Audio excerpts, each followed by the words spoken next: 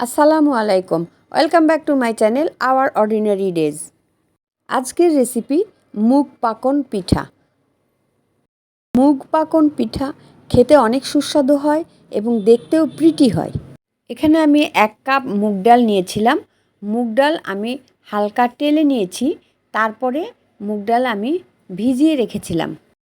মুগ ডাল অবশ্যই একটু ভেজে নিতে হবে বা টেলে নিতে হবে, না হলে কাঁচা গন্ধ থেকে যাবে। সামান্য পরিমাণে লবণ দিয়ে দিয়েছি। মুগ ডাল আমি সিদ্ধ দিয়েছি। সিদ্ধ দেওয়ার পরে একটা ডালঘুটনি দিয়ে ঘেঁটে একদম মিহি করে নিয়েছি। তার মধ্যে ওইখানে পরিমাণ মতো পানি দিয়েছি। পানি সহ মুগ ডাল টকবক করে ফুটে ওঠার পর তার মধ্যে আমি চালের গুঁড়ি দিয়ে দিয়েছি। চালের গুঁড়ি সহ মুগ ডাল ভালোভাবে সিদ্ধ করে নিয়েছি। সিদ্ধ হওয়ার পরে 10 মিনিট আমি ঢাকনা দিয়ে ঢেকে রেখেছি।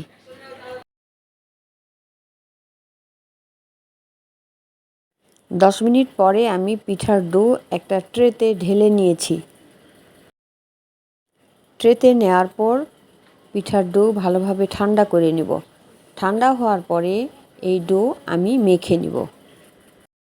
পিঠার ডোটা অবশ্যই শুকনো হতে হবে, লিকুইড রাখা যাবে না। পিঠার ডো ঠান্ডা হয়ে যাওয়ার পরে আমি এর মধ্যে একটা ডিম দিয়ে ভালোভাবে মেখে নিয়েছি। মাঝে মাঝে হাতে ঘি নিয়ে আমি ডোটা ভালোভাবে মেখে নিয়েছি। মাখানোর সময় খেয়াল রাখতে হবে কোথাও যেন দানা দানা ভাব না থাকে।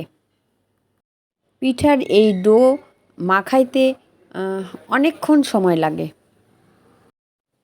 এই পর্যায়ে আমরা আবারও হাতে ঘি নিয়ে ভালোভাবে ডো মাখায় নেব। ঘি দিয়ে পিঠার ডোটা মাখাইলে পিঠা খেতে খুবই সুস্বাদু হয়। অবশ্য কারো কাছে যদি ঘি না থাকে তবে তেল দিয়ে মাখালেও পিঠা খাওয়া যাবে। এই পর্যায়ে আবারও খেয়াল রাখব পিঠার ডোর মধ্যে কোথাও যেন দানা দানা ভাব না থাকে, তাহলে আমরা যখন পিঠা তৈরি করব তখন ডিজাইন করতে সমস্যা দাঁড়ায় যাবে।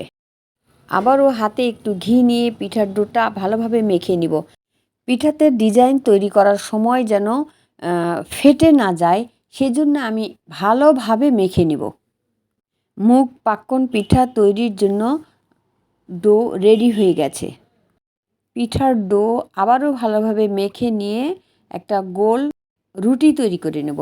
রুটিটা যেন পাতলা না হয়, একটু মোটা থাকতে হবে। মোটা করে রুটি বেলা হয়ে গেছে। এখন একটা স্টিলের গ্লাস দিয়ে গোল গোল শেপ করে কেটে নিব। এই গোল গোল শেপের উপরই আমি পিঠার ডিজাইন তৈরি করব। আমি 5 থেকে 6 রকম পিঠার ডিজাইন আজকে তৈরি করে দেখাবো। আজকে আমি পিঠার যে ডিজাইন তৈরি করব সবই একটা কাঁটা চামিচ দিয়ে তৈরি করব।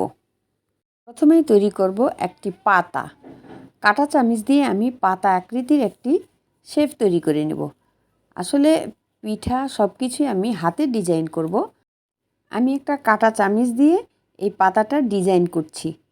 এক একজন এক এক রকমভাবে ডিজাইন করতে পারেন, কিন্তু আমি খুবই সহজভাবে আমি বাসায় যেভাবে পিঠা তৈরি করি আজকে সেটাই আপনাদের আমি শেয়ার করছি। পাতার পরে আমি একটা কাঁটা চামিচ দিয়ে ফুল ডিজাইন পিঠা তৈরি করছি খুবই সহজভাবে।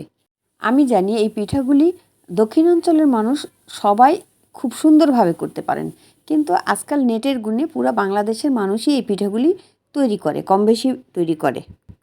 এই পিঠাগুলোকে কেউ ডিজাইন পিঠা বলে, কেউ মুগ পাক্কন পিঠা বলে, কেউ এমনিতে পাক্কন পিঠা বলে।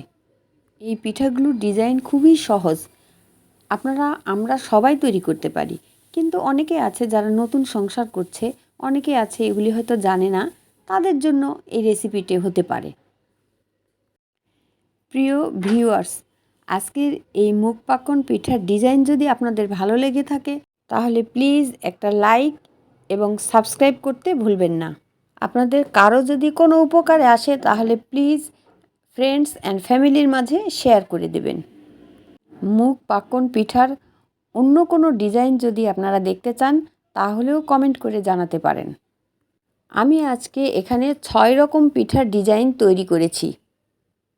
সব কিছুই একটা কাঁটা চামিচ দিয়ে ডিজাইন আমি তৈরি করেছি। এখন যে ডিজাইনটা তৈরি করছি এটা একটা পান পাতা ডিজাইন। এই ডিজাইনটা খুব সুন্দর লাগে। আসলে ঘরে যখন বিশেষ কোনো অতিথি আসে বা নতুন জামাই আসে তখন আমরা এই পিঠাগুলি তৈরি করতে পারি। এই পিঠাগুলি শুকনা হিসেবে মানে খাওয়া যায়, আবার চিনির শিরার মধ্যেও ডুবালেও খুব ভালো লাগে, তখন সেটা আরও নরম হয়। আসলে এই পিঠাগুলি আমরা যে তৈরি করি এগুলো একটা গ্রাম বাংলার ঐতিহ্য। বিশেষ করে এগুলো দক্ষিণ অঞ্চলে, বরিশাল অঞ্চলে এই পিঠাগুলো বেশি তৈরি করে মানুষ। এই পিঠাগুলো আমরা বিভিন্ন অকেশনে, ঈদে এগুলো তৈরি করতে পারি। এই ধরনের পিঠা শীতকালে আমরা তৈরি করতে পারি। এই পাক্কন পিঠা আমরা হলুদ উৎসবে ডালা সাজাতে এই পিঠাগুলো আমরা তৈরি করতে পারি। এখন যে পিঠা আমি ডিজাইন করব, এই পিঠাগুলো ডিজাইন করা খুবই সহজ। প্রথমে আমি রুটি বেলার পর বরফি আকারে ডিজাইনগুলো কেটে নিব। একটা কাঁটা চামিচ দিয়ে বিভিন্নভাবে আমি ডিজাইন করে নিচ্ছি। নর্মাল একটা কাঁটা চামিচ দিয়ে আমরা যে পিঠার কত ডিজাইন করতে পারি, এখানে আমি সব ডিজাইন দেখাই নাই, মাত্র 6টা ডিজাইন আমি দেখিয়েছি, আরও ডিজাইন আছে। প্রিয় দর্শক মণ্ডলী, আজকে পিঠার এই রেসিপি যদি আপনাদের ভালো লেগে থাকে, পিঠার এই ডিজাইন যদি আপনাদের ভালো লেগে থাকে, তাহলে প্লিজ একটা লাইক দেবেন, সাবস্ক্রাইব করবেন, আর পাশে থাকা বেল আইকন বাটন অন করে রাখতে পারেন। এই পিঠাগুলো ভাজার পরে আমরা চিনির শিরা করব। শিরাটা শুকনো করার পরে সেই শুকনা শিরার মধ্যে এই পিঠাগুলো ভিজিয়ে, মানে তখন পিঠার মধ্যে কোনো রস থাকবে না, সেই অবস্থায় আমরা সার্ভ করলে, সেই অবস্থায় আমরা মেহমানের সামনে দিলে সেগুলো দেখতে আরও সুন্দর লাগে, তখন একটু মচমচে থাকে, খেতেও ভালো লাগে। এক এক ডিজাইনের পিঠা যদি এক জায়গায় করে একটা পিরিচে করে দেওয়া হয়, আসলে সেগুলি দেখতে খুবই সুন্দর লাগে। এই পিঠাগুলো আমরা ভেজে শুকনো অবস্থায়ও খেতে পারি। সেক্ষেত্রে আমরা যখন ডো তৈরি করব তার মধ্যে সামান্য পরিমাণে চিনি দিয়ে দেব। একটু মিষ্টি লাগলে এগুলি খাওয়া যায়, আবার কেউ এমনিও খেতে পারেন। আজকে যে ডিজাইনগুলি আমি তৈরি করেছি এগুলো খুবই কমন ডিজাইন, এগুলো আপনারা সবাই পারবেন, কিন্তু আমাকে যেহেতু ভিডিও তৈরি করতে হয়, কন্টেন্ট তৈরি করতে হয়, সেই কারণে ভিডিও তৈরি করা এবং আপনাদের সাথে শেয়ার করা। যদি কারো ভালো লেগে থাকে, যদি কারো এই ডিজাইনগুলি ভালো লেগে থাকে, তাহলে প্লিজ লাইক দেবেন, সাবস্ক্রাইব করবেন, পাশে থাকা বেল আইকন বাটন অন করে রাখবেন এবং ফ্রেন্ডস অ্যান্ড ফ্যামিলির মাঝে শেয়ার করে দেবেন। এখন আমি পিঠাগুলো ভেজে নিচ্ছি। পিঠাগুলো সবসময় ডুবো তেলে ভাজতে হয়, কম তেলে এগুলি ভাজা যায় না। পিঠাগুলো যখন আমরা ভাজবো তখন তেলটা একটু গরম করে নিব, তারপরে আমরা পিঠাগুলি তেলের মধ্যে দিয়ে দেব এবং হাই হিটে পিঠাগুলো ভাজবো না, মিডিয়াম হিটে পিঠাগুলি আস্তে আস্তে ভেজে নেব। হাতে একটু সময় নিয়ে পিঠাগুলো ভেজে নেব, তাড়াহুড়ো করা যাবে না। এই পিঠাগুলো আমি 2 পাশ ব্রাউন কালার করে ভেজে নেব। এই পিঠাগুলো আমি আস্তে আস্তে একটু সময় নিয়ে ব্রাউন কালার করে ভেজে নেব। মিডিয়াম হিটে আমি সব পিঠাগুলো ভেজে নেব। এটা খেয়াল রাখতে হবে যে পিঠাগুলো যেন পুড়ে না যায়। 2 পাশ আমি ব্রাউন কালার করে ভেজে নিয়েছি।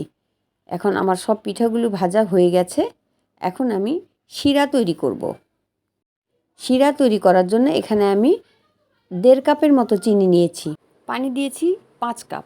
কেউ যদি মিষ্টি বেশি খান তাহলে আরও বেশি দিতে পারেন, আর কেউ যদি মিষ্টি কম খান তাহলে 1 কাপ দিতে পারেন। আমি এখানে 1 থেকে 1.5 কাপের মতো চিনি দিয়েছি। আমি একটা পাতলা শিরা তৈরি করে নেব। এর মধ্যে 2টা এলাচ দিয়ে দিয়েছি। পাতলা শিরা তৈরি হয়ে গেছে। এখন আমি যে পিঠাগুলি ভেজে রেখেছিলাম সেই পিঠাগুলো এই শিরার মধ্যে দিয়ে দিলাম।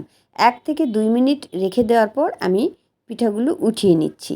এভাবে আমি সব পিঠাগুলি শিরার মধ্যে ডুবিয়ে তারপরে উঠিয়ে নিব। আমরা যদি বেশি নরম পিঠা খেতে চাই তাহলে এই শিরার মধ্যে আমরা সারা রাত পিঠাগুলি ডুবিয়ে রাখব, অথবা কয়েক ঘন্টা ডুবিয়ে রাখলেই হবে।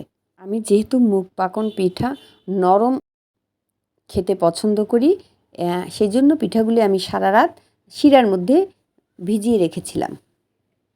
সারা রাত ভিজিয়ে রাখার পরে এই শিরাগুলি সব পিঠার মধ্যে ঢুকে গেছে। এখন যে পিঠাগুলি দেখছেন এগুলি আমি ভিজিয়ে রাখার পরে নরম হয়ে গেছে এবং আরও রস ঢুকে গেছে পিঠার মধ্যে। এখন এই পিঠাটা খেতে খুবই ভালো লাগে। কেউ যদি ক্রিস্পি পিঠা খেতে চান তাহলে আপনারা চিনির শিরা ঘন করবেন। ঘন করার পরে ওই চিনির শিরার মধ্যে ডুবানোর সঙ্গে সঙ্গে উঠিয়ে নেবেন, তাহলে সেই পিঠাটা খেতে খুব মচমচে হবে। এই পিঠা সারা রাত চিনির শিরার মধ্যে ডুবিয়ে রেখেছিলাম। সকালে এই পিঠা খুব নরম হয়েছে, এখন খেতেও খুব ভালো লাগছে।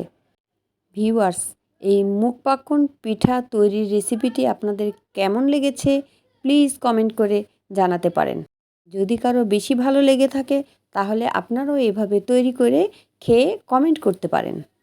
আপনাদের সবাইকে অসংখ্য ধন্যবাদ এতক্ষণ ভিডিওটি দেখার জন্য।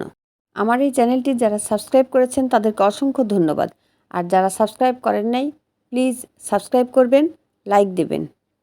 সবাই ভালো থাকবেন, সুস্থ থাকবেন। আসসালামু আলাইকুম। আল্লাহ হাফেজ।